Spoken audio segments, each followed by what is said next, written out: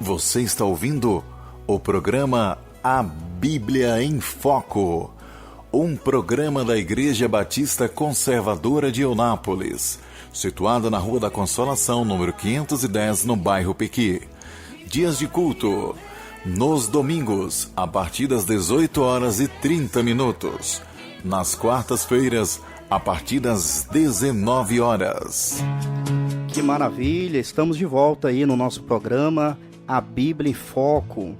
Nós tivemos aí a participação nobre do nosso querido irmão Joarles. Tivemos aí a condução na voz de Lira, isso mesmo.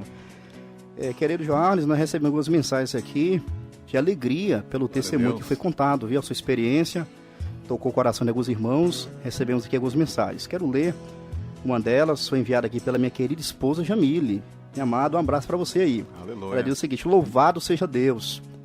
Testemunho do irmão Joarles Lira, impactante sobre o poder da palavra.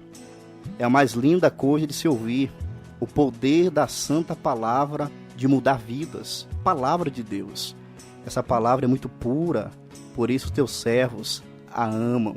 Aleluia. Ela colocou aqui ainda, Joarles em dose dupla, na vinheta e ao vivo. Maravilha. Que bênção. Mas recebeu também mensagem aqui por parte do diácono Sidney, que está antenado conosco, e ele mandou o seguinte. Colocou aqui, ó, que maravilha a presença do irmão Joarles no programa A Bíblia em Foco. Minhas saudações. Glória a Deus. Que bênção. Ele diz mais, a palavra de Deus é poderosa para restaurar. Saudações aos pastores, né, o senhor pastor Arlen e Caleb. Que Deus abençoe, diácono Sidney, a sua esposa e a sua família.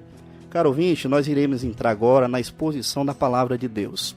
Como você é sabedor, nós desde terça-feira iniciamos aqui o quadro de exposição bíblica. Nós estamos alternando aí alguns quadros que temos no programa, o diálogo bíblico pastoral, o estudo bíblico, o diálogo teológico, que vai se estrear ainda, e temos aí nos valido desse quadro exposição bíblica. E para isso eu quero convidar você, por gentileza, você que tem condições, que tem Bíblia perto de você, que abra aí a Bíblia Sagrada em Lucas capítulo de número 8. Lucas capítulo 8. Você que não tem Bíblia por perto, não fique triste, não fique preocupado, porque o pastor Ari está aqui para ler a Bíblia para você, explicá-la e aplicá-la ao seu coração. Lucas capítulo 8. Esperar você localizar. Então, nós estamos tratando aqui uma série acerca da autoridade de Jesus. Em ocasiões anteriores, nós verificamos nas Escrituras acerca da autoridade de Cristo sobre a natureza, quando ele acalmou a tempestade. Vimos também acerca da sua autoridade sobre os demônios, quando ele os expulsou da vida do Gadareno. Iremos focar hoje acerca da autoridade de Cristo sobre as doenças. Isso mesmo, será a temática de hoje, à luz do texto. Nós iremos pregar a passagem bíblica dentro do seu contexto, entendendo essa grande verdade que está aí estampada no texto, a autoridade de Jesus sobre as doenças. E nós iremos fazer isso baseado no texto que é descrito por Lucas no capítulo 8, versículos 40 ao 48. Lucas capítulo 8, versículos 40 ao 48. Eu vou ler aqui por causa do tempo, e eu espero que você seja bastante edificado, instruído pela palavra de Deus. Assim está escrito: E aconteceu que, quando voltou Jesus, a multidão recebeu, porque todos o estavam esperando. Eis que chegou um varão de nome Jairo, que era príncipe da sinagoga, e prostrando-se aos pés de Jesus, rogava-lhe que entrasse em sua casa, porque tinha uma filha única, quase de 12 anos, que estava à morte. Indo ele, apertava-o a multidão, e uma mulher que tinha um fluxo de sangue, havia 12 anos, e gastara com os médicos todos os seus haveres, e por nenhum pudera ser curada, chegando por detrás dele, tocou na orla da sua veste, e logo estancou o fluxo do seu sangue. E disse Jesus: Quem é que me tocou? E negando todos, disse Pedro e os que estavam com ele: Mestre, a multidão te aperta e te oprime, e dizes: Quem é que me tocou? E disse Jesus: alguém me tocou, porque bem conheci que de mim saiu virtude. Então, vendo a mulher que não podia ocultar-se, aproximou-se tremendo e, prostrando-se ante ele, declarou-lhe diante de todo o povo a causa, porque lhe havia tocado e como logo sarara. E ele lhe disse: tem bom ânimo, filha, a tua fé te salvou, vá em paz. Até aqui a leitura da palavra de Deus. Ouvinte da palavra do Senhor, podemos ler nos evangelhos que muitas foram as pessoas que o Senhor Jesus curou. Segundo nós lemos em Atos capítulo 10, versículo 38, o apóstolo Pedro ele estava diante de Cornélio, daqueles que estavam presentes na sua casa, e ele diz o seguinte acerca de Jesus Cristo: como Deus ungiu a Jesus de Nazaré, com o Espírito Santo e com virtude, o qual andou fazendo bem e curando a todos os oprimidos do diabo, porque Deus era com ele. De fato, Jesus ele fez e faz muitas maravilhas e milagres. E Lucas, ele de forma muito cuidadosa, ele registra aqui não somente o que Jesus ensinou, mas o que Jesus fez. E no texto que lemos juntos, ele curou a mulher que sofria com uma hemorragia crônica, um fluxo de sangue sanguíneo, que havia levado aquela mulher a um sofrimento muito grande e também frustração. E aqui eu preciso mostrar uma conexão dos atos de Jesus a respeito do que temos analisado aqui. Jesus, nós vimos que, primeiramente, ele acalmou a tempestade quando estava indo para a terra dos Gadarenos. Você se lembra? Lembra que ele estava indo para a outra margem do lago quando houve a tempestade? Pois é. Mas ao chegar do outro lado, em Gadara, ele libertou aquele homem que era afligido. As multidões da região de Gadara, segundo o texto bíblico, rogaram que Jesus se retirasse dos seus termos. Então, o que aconteceu? Jesus ele entrou num barco e, juntamente com os seus discípulos, voltaram para o lugar de onde haviam saído, a saber, em Cafarnaum. Então perceba a dinâmica. Jesus ele está em Cafarnaum, ele vai para o outro lado, que era Gadara, e durante o percurso ele aplaca a tempestade. Chegando em Gadara, ele liberta o homem expressando a sua autoridade sobre os demônios. Agora ele vai regressar. Uma vez que as pessoas da região ali de Gadara pediu para Jesus se retirar, ele se retirou e agora ele está de volta, voltando de onde ele saiu, a saber, Cafarnaum. E algo interessante aconteceu. Ele foi recebido por uma multidão do outro lado. Isso é muito curioso, sabe por quê? Porque lá em Gadara, uma multidão de pessoas pediram para Jesus se retirar. Mas quando eles pediram para Jesus se retirar de Gadara, quando ele volta, uma multidão estava esperando ele do outro lado, em Cafarnaum. Isso é muito interessante. Então, enquanto alguns rejeitam Jesus, outros estão na expectativa de Jesus.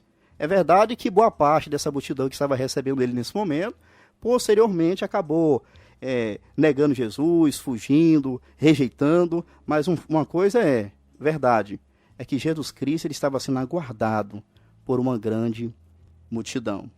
Isso aí nós verificamos no versículo de número 40.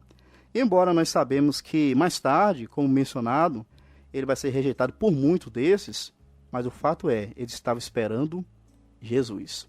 E Lucas, apesar de falar de uma multidão que estava presente, ele destaca duas pessoas que foram ter com Jesus. Isso mesmo. Ele vai destacar aí duas personagens, claro que Cristo é a personagem principal, mas relacionado a Jesus, duas pessoas. Ele vai apresentar aí duas histórias ao mesmo tempo. Eu poderia pregar aqui de uma vez só. Entretanto, para a gente compreender cada narrativa de forma mais aprofundada, eu dividi aqui. Então, quais são essas duas pessoas relacionadas com Jesus nesse contexto? É a mulher que tinha um fluxo de sangue e Jairo, que estava com a filha, quase de 12 anos de idade, à beira da morte. Então, nesse contexto, Jesus Cristo, ele volta para Cafarnaum, e uma dessas pessoas, que era um homem chamado Jairo, era um homem respeitado, renomado, conceituado, ele era um dos príncipes da sinagoga, ele, ao ouvir falar de Jesus, ele vem, ele se aproxima de Jesus Cristo. A mulher também, por sua vez, ela vai se aproximar de Jesus. E os dois, tanto Jairo como a mulher do fluxo de sangue, tinham o mesmo objetivo: receber a atenção especial de Jesus. Jairo com o seu dilema, a mulher com o fluxo de sangue com o seu dilema, mas ambos com o mesmo propósito. Eles queriam receber a atenção especial do Salvador Jesus Cristo. O texto nos diz que Jairo, Jesus, ao chegar àquele lugar, ele se prostra aos pés de Cristo e ele começa a rogar. Ele começa a implorar que Jesus entrasse na sua casa, porque a sua filha estava à beira da morte. O Senhor Jesus, segundo o texto, de forma prontamente, foi juntamente com Jairo em direção à sua casa. O texto diz que ele foi indo em direção à casa de Jairo, comprimido por uma grande multidão. Mas algo aconteceu no caminho. Enquanto Jesus ia com Jairo em direção à sua casa, a mulher que tanto sofria, ela enfrentou a grande multidão e por detrás de Jesus tocou na orla das suas vestes.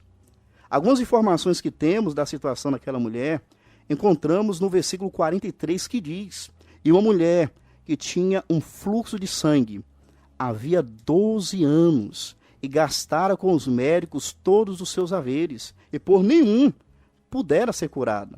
Lucas aqui, ele especificou 4 coisas acerca daquela mulher e eu quero compartilhar com você nesse momento. Primeira coisa destacada por Lucas, foi a questão da doença que ela tinha. Aquela mulher tinha um fluxo de sangue, ou seja, ela tinha uma hemorragia. Em segundo lugar, Lucas destaca o tempo que ela sofria com a hemorragia. O texto diz que havia 12 anos. Note bem, 12 anos. Não foram 12 dias, não foram 12 meses, mas 12 anos. E aqui nós temos uma curiosidade, porque a filha de Jairo, segundo o texto bíblico, tinha também quase 12 anos de idade, e ela estava prestes a morrer. Então, enquanto a menina tinha 12 anos de idade, aproximadamente, aquela mulher tinha 12 anos consecutivos de sofrimento com aquela hemorragia.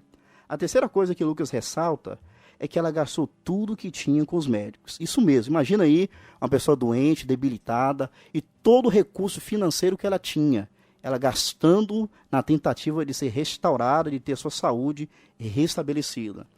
Ela usou tudo que ela tinha, procurando solução para o seu problema, mas segundo o texto, não havia solução na ótica humana. Segundo o Talmud, para você que não conhece, o Talmud é uma coleção de escritos dos judeus, judaicos. Nesse Talmud estava escrito o seguinte, que os médicos da época tinham pelo menos 11 remédios para hemorragia crônica. Então, possivelmente, o que aquela mulher fez? Ela tentou todos esses recursos, todos esses remédios, todos esses medicamentos, mas nada lhe adiantou. Mas Lucas, ele destaca em 4º lugar que aquela mulher ela não obteve cura. Isso mesmo. Ela é uma pessoa que lutou, uma pessoa que gastou, uma pessoa que correu atrás, entretanto, sem sucesso. Entretanto, sem êxito. Entretanto, sem resultado feliz. Ela gasta tudo que tem e a doença só piora, só piorava. Então veja, observe bem. A doença daquela mulher, além de incurável, era progressiva. Ou seja, além de não ter cura na medicina humana, a enfermidade só piorava. Só piorava cada dia. Sem dúvidas, ela estava enfraquecida, debilitada e frustrada. A situação dessa mulher se assemelha com a de muitas pessoas nos nossos dias. Pessoas que já tentaram de tudo, já gastaram todos os recursos e a doença piora cada vez mais. Pessoas que sofrem e na ótica humana parece não ter mais solução. Porém, a mulher em questão, ela não sofria somente na esfera da saúde física. Ela era considerada uma pessoa impura cerimonialmente. Isso mesmo. Além da doença, aquela mulher sofria estigma. Ela era rejeitada. E sabe o que aconteceu com uma pessoa que tivesse uma secreção patológica, como era o caso daquela mulher? Era lançada fora do convívio familiar e social. Então note, Lucas está pintando para nós, mostrando para nós, através da narrativa, o sofrimento daquela mulher. Aquela mulher sofria não somente no corpo, ela sofria também a exclusão. Ela não poderia ter o convívio com a família e com a sociedade. Segundo a Bíblia, em Números capítulo 5, versículos 1 e 2, o próprio Deus falou para Moisés que ele deveria ordenar ao filho de Israel que lançasse fora do arraial todo leproso e todo que padecia fluxo, que era o caso dessa mulher. No livro de Levítico, lemos sobre as leis referentes aos leprosos e todas as impurezas que faziam parte do chamado Código de Purificação, que lidava justamente com a distinção entre o puro e o impuro. Essa mulher, por causa da hemorragia, estava distante da família, do convívio entre amigos e sociedade, mas, sobretudo, ela não podia ter acesso ao templo e à sinagoga. Ela não poderia ir para os locais de adoração, nem para o templo, nem para a sinagoga. Então, observe, aquela mulher está em um quadro caótico, lamentável, deplorável. Ela estava em uma situação muito triste. Querido ouvinte, você percebe o quanto aquela mulher sofria?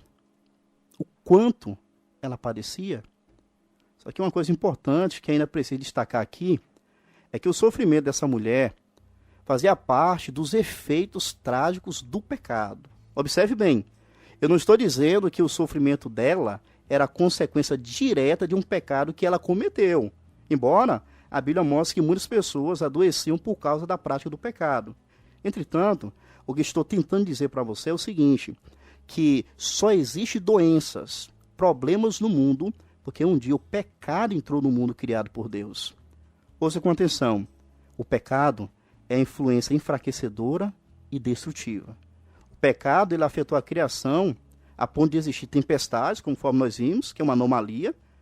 Nós vimos que, por causa do pecado, ele é tão terrível, que ele favorece a ação dos demônios na vida dos homens. Nós vimos aqui, anteontem e ontem.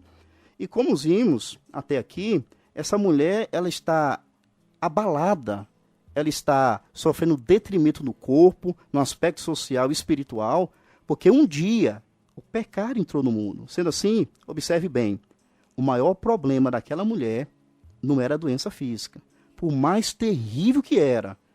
Mas, sabe qual era o maior problema? O que trouxe as enfermidades para o mundo. Esse sim era o grande problema daquela mulher, assim como é o nosso grande problema. Esse, de fato, é o maior problema da humanidade. O pecado. Ele promove todos os tipos de anomalias na vida humana. Por que o ser humano sofre nessa vida? Porque há tantas tragédias, violência, porque um dia o pecado entrou no mundo. Deus, como sabemos, é um Deus perfeito, que criou tudo perfeito. Mas depois que o pecado entrou no mundo, houve essa devastação, essa queda, essa ruína. E isso é importante que você saiba, ouvinte, que muitas pessoas têm procurado resolver, por exemplo, problemas na sua vida, têm procurado de todas as maneiras, mas eu quero te dizer que somente Jesus Cristo ele pode lidar com esse grande problema. O homem não resolve o problema chamado pecado. Somente Jesus Cristo pode salvar o homem dessa condição lamentável. Só ele pode salvar o homem dos pecados e das suas dolorosas consequências. Nós precisamos entender essa realidade. Me permita fazer uma pergunta.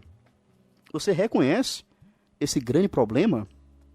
Você reconhece a grande necessidade de Jesus, do seu perdão e da sua providência?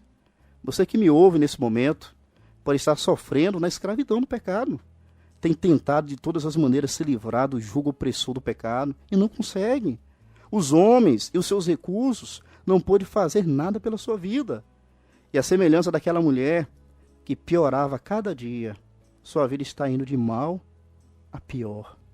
Como disse Paulo na segunda carta de Timóteo 3,13, mas os homens maus e enganadores irão de mal para pior, enganando e sendo enganados.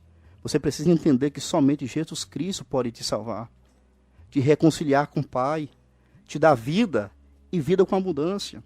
Só Ele tem palavras de vida eterna. Só Ele pode curar as doenças do corpo que são impossíveis para a medicina. E somente Ele pode curar a doença mortal da alma, que é o pecado. No versículo 44 que nós lemos, o texto que está sendo analisado por nós, mostra que aquela mulher tocou na orla das vestes de Jesus. Mateus e Marcos, que são escritores aí paralelos a Lucas, eles registraram que ela dizia consigo, sabe o que ela dizia consigo mesmo? Se eu tão somente tocar a sua veste, ficarei sã. Ela tinha uma fé que se ela apenas tocasse na orla das vestes de Jesus, nas franjas das vestes de Jesus, ela seria restaurada, curada, sarada.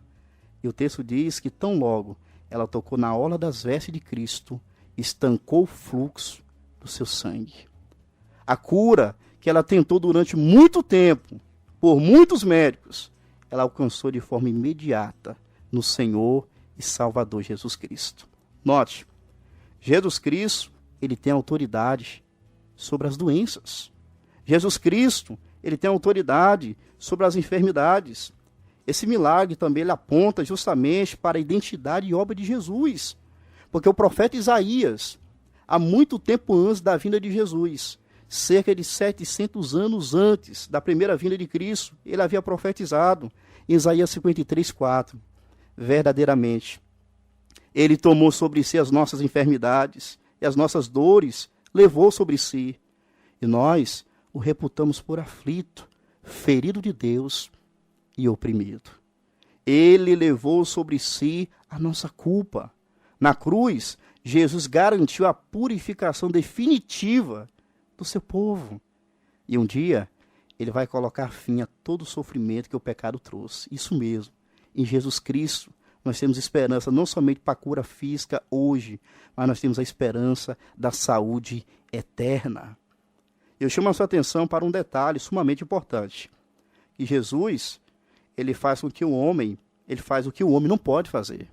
A mulher tentou, os médicos tentaram, ela usou dinheiro, usou recursos, não pôde alcançar o que esperava. Mas em Jesus Cristo nós temos aquilo que nós não podemos encontrar em outro lugar e nem em outra pessoa. Somente em Jesus Cristo nós temos aquilo que o mundo, o homem, os recursos não podem nos oferecer. Jesus Cristo, ele tem todo poder. Jesus Cristo está claro como o dia para nós que ele tem autoridade sobre as doenças. Nós vimos que diante da tempestade que sobreveio aos discípulos, homens que boa parte deles eram experientes, eles não puderam fazer nada diante do temporal. Somente Jesus o pôde. O gadareno era preso com grilhões e ninguém o podia amansar, mas diante de Cristo ele se prostrou e foi liberto. E a mulher do fluxo de sangue gastou tudo que tinha com os médicos, mas somente Jesus pôde curá-la. Jesus, ele pode usar e usa por vezes a medicina para conceder a cura temporária. Mas no caso dessa mulher, e quando ele quer, ele age de forma miraculosa. Ele age de forma milagrosa. Ele faz infinitamente mais. Ele tem toda a autoridade sobre as doenças. E após Jesus ter sido tocado pela mulher, ele fez uma pergunta, conforme lemos no versículo 45. Ele pergunta o seguinte: quem me tocou? Os discípulos negaram isso como se fosse um absurdo. Alguém, em especial, ter tocado em Jesus, uma vez que a multidão comprimia. Eles não entenderam como assim Jesus está perguntando quem me tocou. No versículo 46, Jesus deixou claro que alguém havia tocado nele, porque dele havia saído virtude, havia saído poder. Jesus esclarece a diferença entre as pessoas que o apertavam entre a multidão com uma pessoa que o tocou pela fé. Ele sabe. As pessoas que às vezes estão se achegando, multidões, ele sabe aqueles que verdadeiramente têm a verdadeira fé nele. Ele bem sabia quem o havia tocado, mas ele estava esperando que aquela mulher se pronunciasse acerca do que havia ocorrido. E foi isso que aconteceu. Nós vemos aí no versículo seguinte que ela, vendo que não podia ocultar-se, ela se aproximou, tremendo, ela estava ali com medo. E como Jairo havia feito, o texto diz que ele havia se prostrado, aquela mulher também se prostrou diante de Jesus. E ela declarou diante de todo o povo a causa, porque ela havia tocado e como logo ela foi curada. Mas você pode se perguntar, o que levou aquela mulher a ficar trêmula para dizer o que havia acontecido? Possivelmente, era porque, segundo a lei em Levítico capítulo 15, 27, todos que tivessem contato com alguém com fluxo de sangue se tornaria impuro cerimonialmente. Então, possivelmente ela temia isso.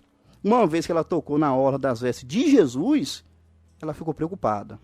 Porque, como sabemos, Jesus ele usava as franjas, que era uma ordem de Deus para os judeus, para se lembrar dos mandamentos e obedecê-los. Ela sabia que Jesus Cristo é santo. E ela ficou preocupada, uma vez que ela era uma pessoa que tinha um problema de fluxo. Aquela mulher, ela sabia que Jesus era fiel a cumprir a lei de Deus. Ela receou se declarar ali publicamente para acabar não comprometendo o Senhor Jesus e também sofrer alguma retaliação. Mas o que ela temia não aconteceu.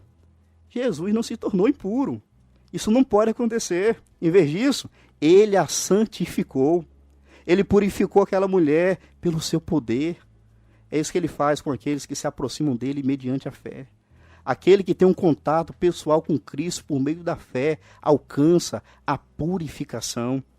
Esse fato que aconteceu nos faz lembrar do que o próprio Jesus disse em João capítulo 6, versículo 37. Todo aquele que o Pai me dá, esse virá a mim, e o que vem a mim, de modo nenhum o lançarei fora. Jesus não destratou aquela mulher. Jesus não tratou aquela mulher de forma depreciativa, pelo contrário, ele a recebeu. Assim como ele também recebeu os cristãos pela fé. E pode também te receber, você que me ouve agora, que não é cristão, se você depositar sua fé em Jesus Cristo e voltar para ele, se aproximar dele, ele também vai te receber nessa noite. O que aconteceu com aquela mulher deve ter impactado o coração de Jairo. Você se lembra que Jesus estava indo curar a filha de Jairo? Jairo estava ali observando a cena. Imagina aí, o homem está desesperado, querendo que Jesus curasse a filha, e agora Jesus ele para no meio do caminho para fazer milagre. Jairo, ele estava observando tudo.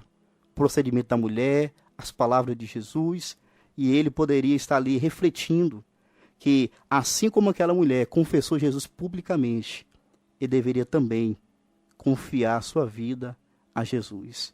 Ele precisava confessar sua fé em Jesus Cristo também.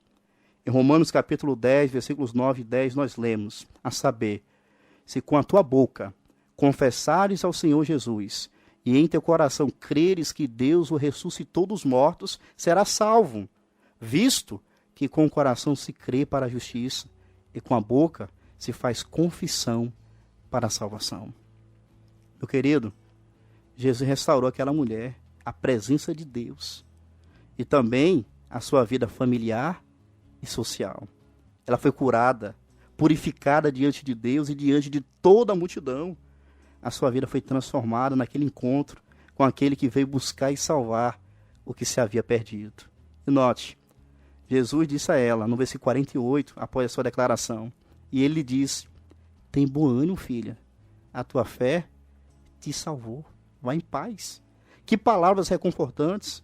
Para o medo que ela estava sentindo, Jesus disse, tem bom ânimo, filha, a tua fé te salvou. Esse verbo que Jesus usou, traduzido por salvou, significa não somente a cura física, mas a salvação eterna, o que é incomparavelmente melhor. Ela poderia, de fato, ir em paz, porque aquele que tem autoridade sobre as enfermidades, assim disse, louvado seja Deus por isso. Querido ouvinte, diante do exposto, eu quero fazer algumas considerações importantíssimas para nós. A primeira consideração que eu faço aqui é o seguinte, uma vez que Jesus tem autoridade sobre as enfermidades, ele um dia nos livrará definitivamente de todas as doenças. As doenças um dia terão um fim. Ele pode nos curar de doença enquanto estivermos nessa vida, porque ele tem toda a autoridade para isso. Mas ele demonstra aqui que ele pode fazer porque ele é bom, misericordioso, ele cura de forma milagrosa, ele cura através das orações, ele cura usando a medicina. Deus, ele tem todo o poder.